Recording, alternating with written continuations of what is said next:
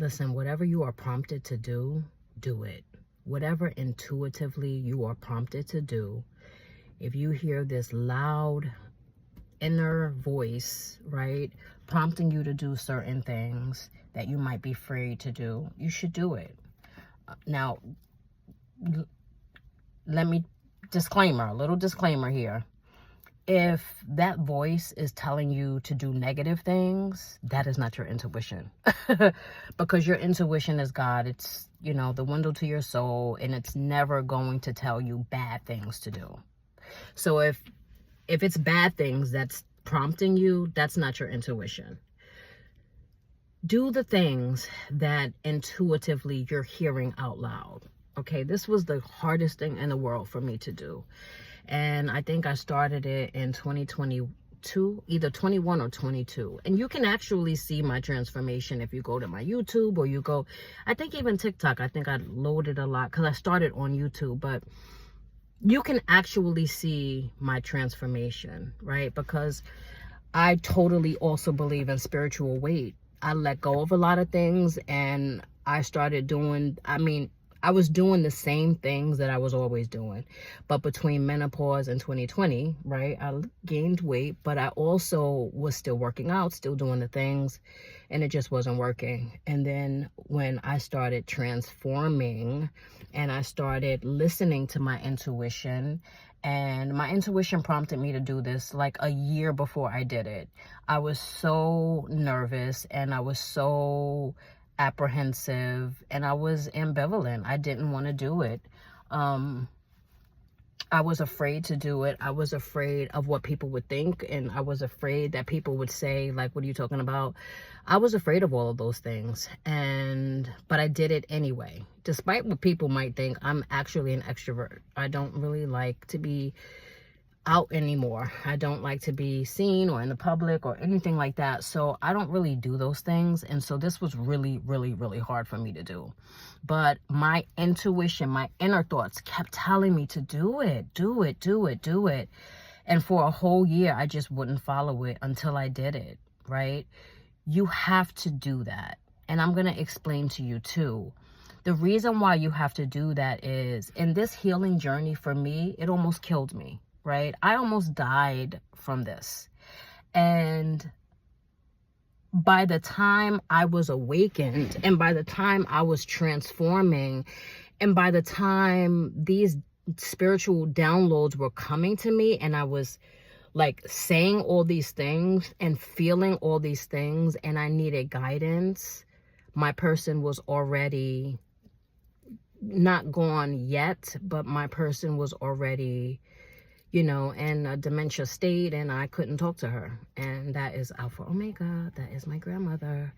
And it was hard because when I wasn't in this space, I wasn't. And then when I was in this space and I had so many questions, she was no longer here. So, it was important for me to do this because, like I said, I almost died in my healing phase, and I almost died in the dark. And I wish that I had a survival guide for myself. I wish I had this for me to understand how to navigate through these dark moments and through dark people that you love, right? All of those things. We're not taught these lessons. This is not something we're taught in school. This is not something we're taught in a lot of different places, right? So like, having a spiritual guide for some people is my assignment. That is my assignment. It is so important for you to know your assignment. When you know your assignment, nothing else matters. Nothing else matters. Client said this to me this week, and the back of my neck, the hairs on the back of my neck stood up. God, I don't remember it. She said, the devil doesn't challenge or go after the people he already has. That was wild to me. The devil doesn't challenge or go after the people who he already has. right? So when people in your life are like, oh, he's dumb or she's dumb, why they made that decision, why they did that, not their business. Maybe they don't have your assignment, right? Maybe the decisions that you made, you were prompted to make those decisions for whatever reason. People will say, oh, I'm not, they do. They absolutely judge. They absolutely talk about you. They absolutely do those things. Your job is to not care. Your job is to follow your assignment, because when you know your assignment, you are in a way better space than anyone, because I'm not afraid to die. I'm really not. I don't want to, but I'm not. I know, I have so much to do, right? But what I'm saying is the transformation and the awakening, I'm called to do this and I'm doing it. So whatever happens, I'm okay with it. You know what I mean? I'm in such an amazing spiritual space that I get it. I totally get it. You gotta get it. You got to get it, because when you learn and understand your assignment, you're not reaching out to the world.